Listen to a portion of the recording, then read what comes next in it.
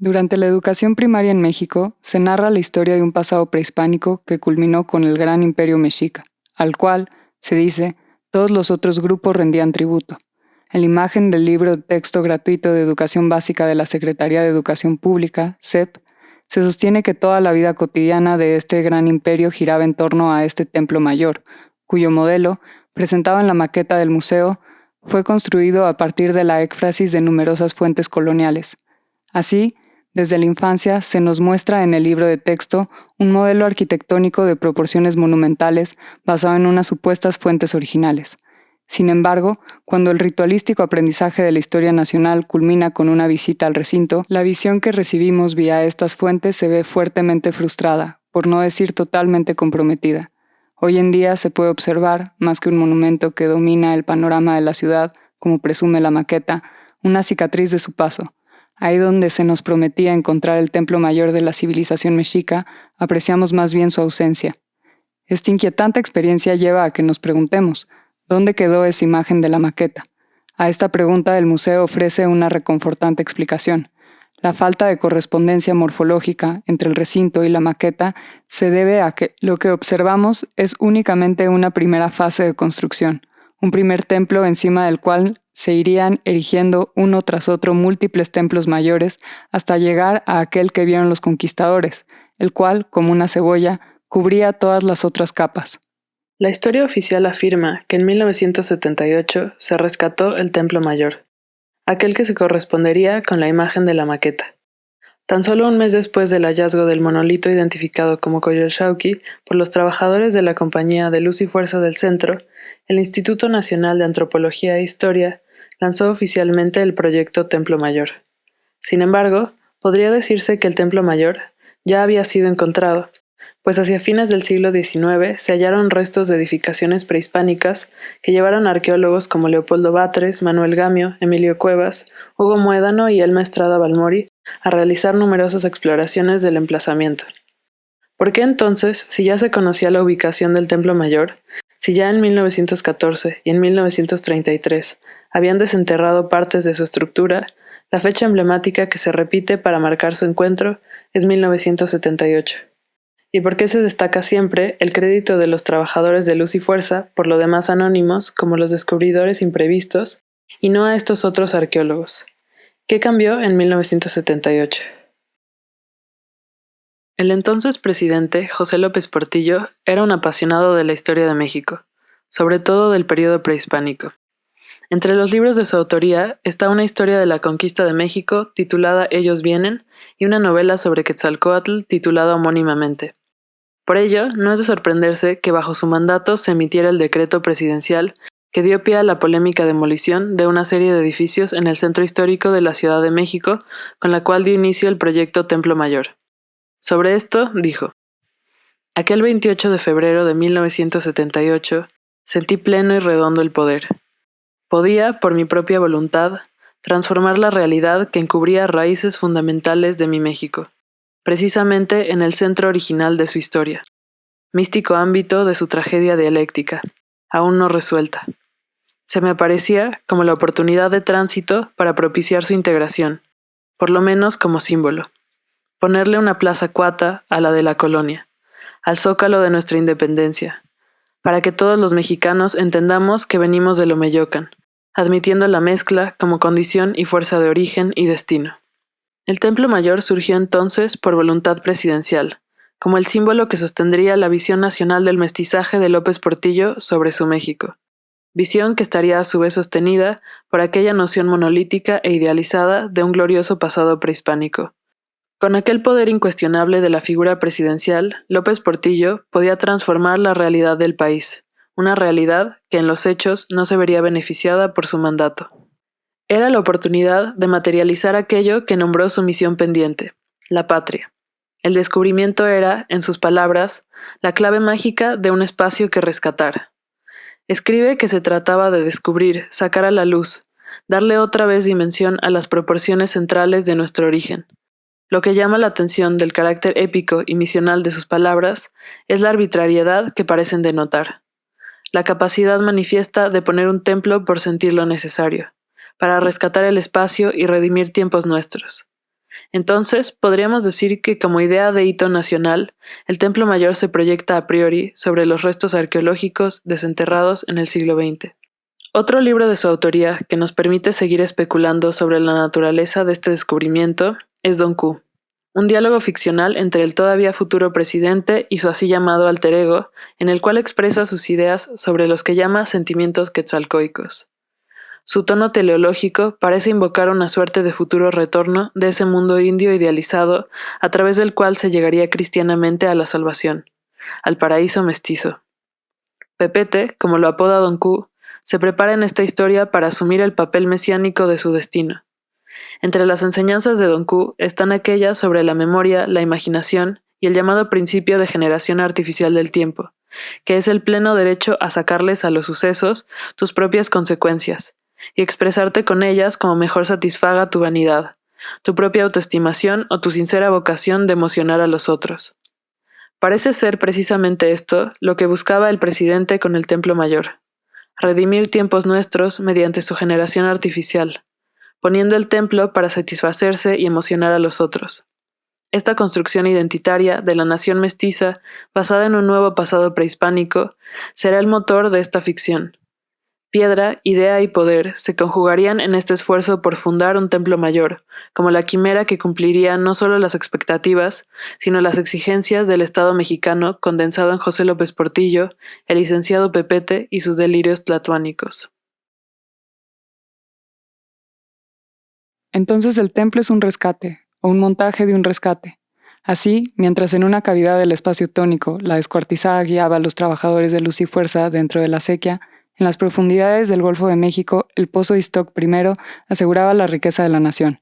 El exceso de petróleo corría como la sangre de la Coyoxauhqui y de Cristo para alimentar a la nación. Administración de la abundancia, igual a presupuesto ilimitado para la ficción realidad López Portillo. Quitar los edificios y poner el templo, o más bien su proyección. Entonces nunca salió la pirámide. ¿Dónde está la del libro de texto, la de la maqueta, la de las capas de cebolla? ¿Se podría situar en el asentamiento de la antigua Tenochtitlan? ¿O es más bien que su historia inicia con su destrucción? ¿Cuándo se comienza a hablar de Templo Mayor? ¿Qué hay de Templo Mayor en la pictografía prehispánica y en los restos arqueológicos? Buscamos los atributos del cuerpo arquitectónico que han señalado los principales arqueólogos e historiadores que han estudiado este basamento. Una plataforma cuadrangular, uno o más cuerpos, alfardas y escalinatas dobles que llevan a 2 capillas en la parte superior. Así aparecen numerosos documentos coloniales catalogados como indígenas y españoles. Pero entonces, ¿la historia es la historia del templo o la historia de sus representaciones, de sus estereotipos, de sus simulacros, de sus copias? Copias que nunca son idénticas, que exceden y anulan, mecanismos de actualización de la imagen a través del cual vive. El proyecto Templo Mayor podría verse como incesantes copias, siempre desfasadas, siempre desiguales, siempre actualizando la ficción Templo Mayor. El Templo Mayor como fórmula expresiva existe como unidad difusa de la memoria que se encarna y se difunde en distintas copias, copias siempre en clave de destrucción. Entre las muchas interpretaciones del recinto que existen, destaca aquella de Matos Moctezuma, quien afirma que esta es una actualización del mito del nacimiento de Huitzilopochtli, donde el basamento con sus 2 capillas representaría el Coatepec, el cerro mítico donde habría nacido esta deidad. Entonces tenemos al Templo Mayor visto como copia del Coatepec, como copia del mito, de tal modo que, hablando del rescate arqueológico del Templo Mayor, en 1978, Matos Moctezuma diría: los viejos dioses habían vuelto a resucitar. Pero esto último tiene que ser mentira. Si ni Matos Moctezuma ni López Portillo pretendían activar a ese supuesto Coatepec con un nuevo sacrificio.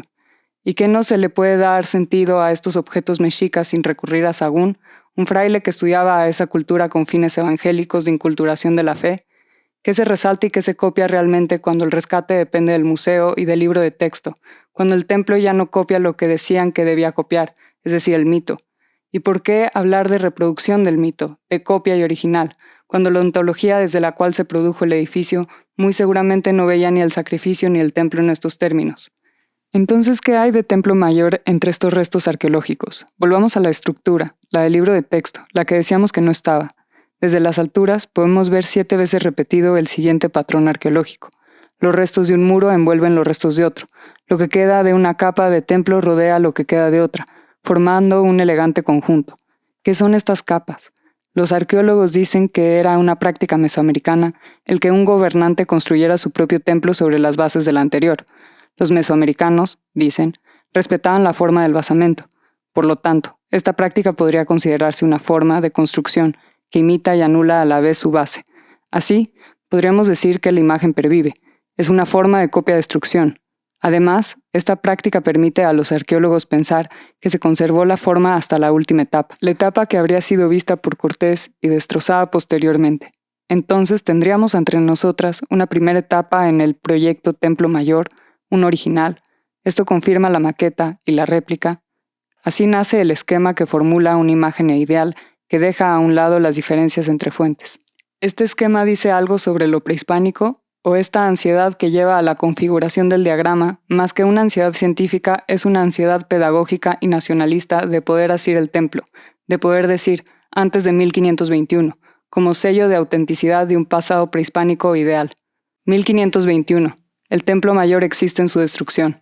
Existe en las fuentes o copias, como templo, como capilla, como Q, como mezquita. Existe sin confesarlo en su historia colonial de destrucción. Como casi todo en esta historia, la destrucción del Templo Mayor es imprecisa, pues mientras algunas fuentes establecen 1521 como la fecha en la que se destruye, Motolinia cuenta que fue en 1524 cuando sus restos sirvieron como material para edificar, entre otros edificios, la Iglesia Mayor de México. Asimismo, un acta de cabildo de febrero de 1527 hace referencia al templo de Huichilobos. Sin embargo, es precisamente alrededor de estas fechas cuando empieza a surgir una enorme cantidad de representaciones textuales y pictográficas que describen al templo y las prácticas en torno a él. Así, de forma paralela a la destrucción del Templo Mayor, hay un arduo proceso en el que se define y se copia. La primera fuente textual que copia, define y destruye al templo es la segunda carta de relación de Hernán Cortés. Esta fuente, fechada el 30 de octubre de 1520, es la única fuente textual y testimonio ocular anterior a 1521. Por ello, ocupa un lugar privilegiado en el análisis que hacen los arqueólogos del templo. Pero Cortés no habla de un templo, sino de una mezquita, con un gran patio rodeada con un gran muro con torres. La torre principal estaría llena de capillas en la que los mexicas guardaban sus ídolos, muchos de ellos hechos con semillas, elemento que no rescata la reconstrucción actual, a los que ofrecían sacrificios humanos. De esta crónica se retoma en la arqueología el número de escalones de la torre principal y la idea de que ésta servía como espacio ritual y de enterramiento. Años más tarde, Bernal Díaz del Castillo describe al Gran Q, adoratorio de Huichilobos, como un centro ceremonial similar al que recuerda Cortés. A esta descripción añade otros elementos, como que era blanco, que retoma la maqueta actual. Sin embargo, en esta copia, el templo mayor está desplazado. El templo mayor del que habla Bernal Díaz se ubica en Tlatelolco, no en Tenochtitlan. ¿Por qué Matos Moctezuma toma esta como fuente para hablar del templo mayor de Tenochtitlan? ¿Será que el soldado lo recordó mal y estaba realmente en Tenochtitlan y no en Tlatelolco, el último recinto mexica en caer durante la conquista militar? Pero así lo repite: el mercado de Tlatelulco, el Zompantli de Tlatelulco, el Gran Q de Tlatelulco, el más grande de todos los Qs, con su doble capilla y su consagración a Huichilobos, donde luego propusieron hacer una iglesia a su patrón y guiador Santiago. En su Historia de los Indios de la Nueva España, Motolinia confirma la impresión de Bernal Díaz del Castillo cuando explica que el templo más grande era el de Tlatelolco. A esto añade todavía otra capa de complejidad, pues menciona que existían muchos teocalis, lo cual corrobora, según más tarde, a partir de la información dada por los informantes indígenas. Todo esto se puede confirmar también en múltiples códices de factura indígena que representan diversos templos con una estructura similar y en los sitios arqueológicos de Cholula y Tlatelolco. Los mismos arqueólogos frecuentemente cotejan unos con otros para inferir cómo pudo haber sido el templo mayor. Pero ¿cuál de todos era entonces el templo mayor? ¿Por qué era mayor si existen tantos templos, con las mismas características y de similar proporción? Si se sabía que el más grande era el de Cholula y que en la actual Ciudad de México el más grande era el de Tlatelolco. Quizás solo era mayor porque sobre sus restos se edificó posteriormente la iglesia mayor. En este sentido, podría pensarse como parte del proceso de simplificación de la historia de conquista en la que el imperio mexica de Tenochtitlan era el enemigo a vencer. De tal modo, ¿será que el templo mayor no es solo un símbolo del pasado prehispánico, sino también de consolidación de la conquista? La idea de un templo mayor central alrededor del cual gira una ciudad, ¿no es más bien una transpolación de la idea católica de templo y ciudad? Esta hipótesis podría ser corroborada en las formas de copia que circularon en Europa, aquellas copias que León Portilla describe como fantasiosas. Asimismo, el atractivo maravilloso se acentúa en este contexto.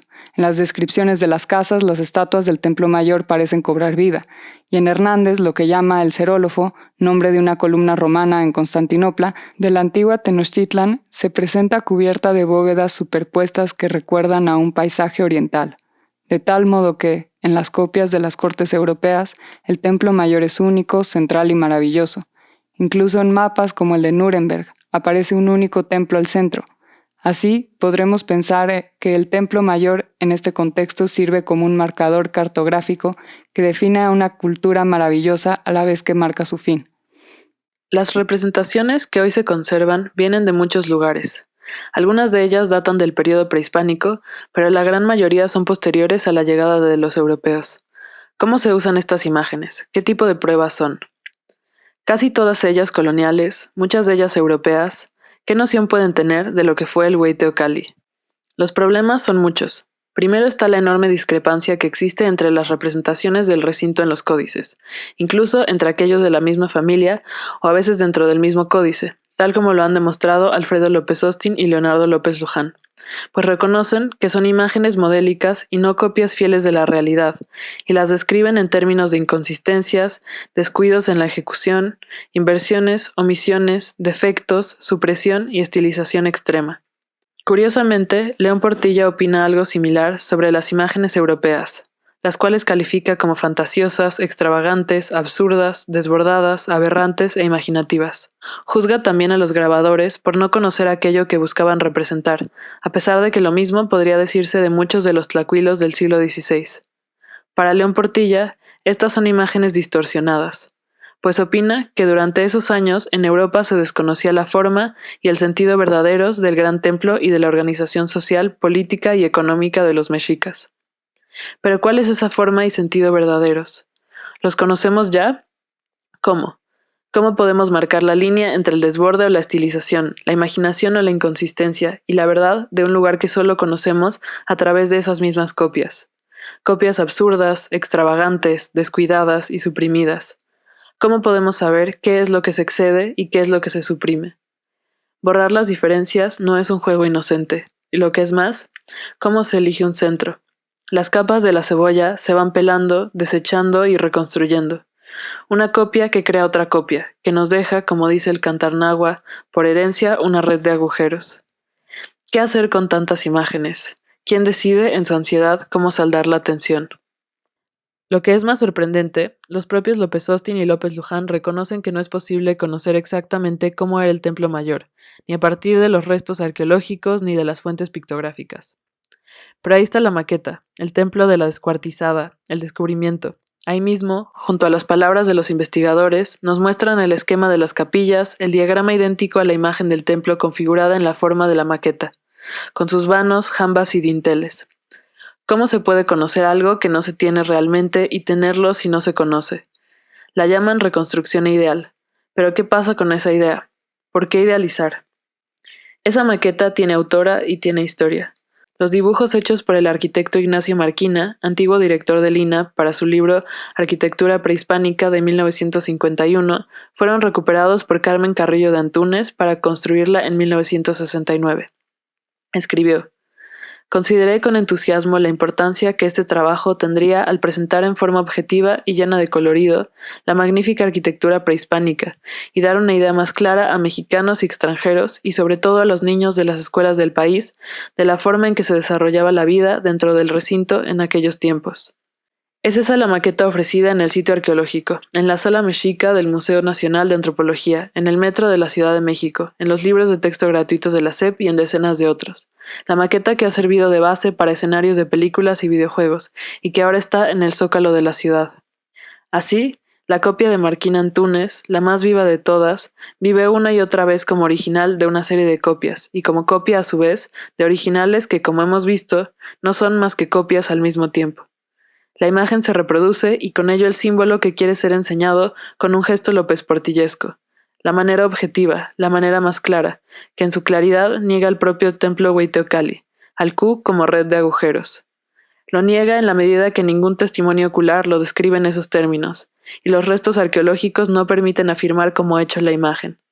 Los afterlives de la maqueta Marquina Antúnez sirven, como la confianza hipócrita de las aseveraciones histórico-arqueológicas que evaden su opacidad, como los deseos tlatoánicos de Pepete López Portillo, para producir un bien consumible, un bien nacional. ¿Cuál es el valor de este bien nacional? Existe tanto el valor comercial como el valor de la identidad mestiza, que igual que la imagen Templo Mayor, quiere diluir los excesos, los defectos y las inconsistencias, con las mismas imaginaciones, omisiones y distorsiones. La patria como misión pendiente de López Portillo. La mezcla como condición y fuerza de origen y destino. ¿Será esta la causa de la ansiedad histórico-arqueológica por ofrecer un templo mayor concreto y finito? La ansiedad de lo que no puede asirse, pero ha de tener un lugar central en la memoria y el discurso nacional de un país centralizado bajo la idea de una gran civilización primigenia y maravillosa de la que somos hijos. Podríamos pensar en el Templo Mayor como una fórmula expresiva que solo se expresa en términos de montaje. No hay Templo Mayor donde se nos prometía un Templo Mayor, y donde hay Templo Mayor lo hay en exceso. Además, la ruina, lejos de confirmar la existencia de una enorme pirámide que se extendía hacia los cielos, como buscaba López Portillo, abre la historia del recinto hacia la dimensión tónica, pues en los últimos años se han encontrado que bajo el templo hay un mundo en el subsuelo. Lejos del panorama ideal que pintaba Cortés, se ha encontrado por debajo del edificio un complicado laberinto lleno de bóvedas y pasadizos subterráneos, un mundo lleno de ofrendas con restos de humanos, peces y pájaros cubiertos con oro, estrellas de mar y pepinos marinos, especies del Pacífico, del Atlántico y del Caribe, un cosmos que se extiende por el espacio tónico. Entonces, ¿qué pasa con las reconstrucciones del templo? Las copias, como las capas de una cebolla, se sobreponen. Puede encontrarse un centro, un templo mayor del que todas las copias se desprenden, o, como la cebolla, el templo mayor deja de existir sin estas capas, sin las copias. Un gesto creativo que violenta y encubre lo que hay debajo, y lo que hay por encima y a los lados, como una máquina que atrae todo a su centro, a ese centro de copia. Pero ¿qué hay al centro? Un agujero negro. La fórmula expresiva Templo Mayor solo sobrevive a través del tiempo al conjurarse en distintas expresiones materiales, como un fantasma que trae consigo algo de la época y del poder que lo invoca. Pero la imagen no sobrevive en el tiempo por sí sola. La imagen Templo vive y pervive en manos de sus fieles y siervos, aquellos que buscan extender su reino. ¿Pero qué reino y qué poderes tiene la imagen?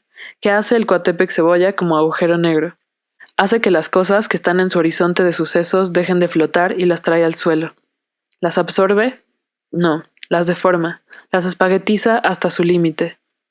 El templo agujero negro nos ofrece el espectáculo de incesantes copias que en su aceleración transhistórica se observan como una imagen detenida en el tiempo para siempre. Sabemos que la imagen cosa Templo Mayor, esa imagen cosa transhistórica, aparentemente, y atemporal, no tiene un original, sino que es el original de una serie de copias, y una copia a su vez de una serie de originales copias.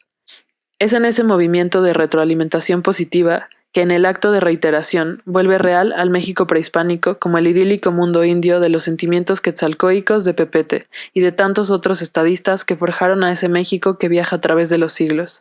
El pasado de una acción aún por realizar y que es realizada mediante su invocación. La invocación de un Quetzalcóatl que permite la existencia misma de un José López Portillo y de su PRI y su INA setenteros. La idea de Templo Mayor es creadora de su propio pasado y con ello de su presente. La profecía autocumplida de esta ficción es la nación y patria como misión pendiente de Pepete, una misión heredada del criollismo colonial y el nacionalismo del siglo XIX y rediseñada frente a las aspiraciones neoliberales de un mundo globalizado. La maravilla ahora se sintetiza en el sentido de un espectáculo y de un bien comercializable. El templo es también mercancía y muñeca de aparador. Así, el Templo Mayor es una producción contingente, y como producción contingente es también parte de ese violento proceso histórico de construcción, destrucción, que ha sido el mestizaje, un proyecto llevado a cabo también de la mano de la arqueología como dependencia del Estado, del Instituto Nacional de Antropología e Historia, esa memoria público-privada tal como sus archivos. Así visto, el Templo Mayor es parte de una disputa por quién ha de contar la o las historias, y de un proceso de patrimonialización de los sitios que pretende neutralizar la heterogeneidad de mundos. Para ello, el monumento, el mito fundado por este reino, se pone a andar como una máquina.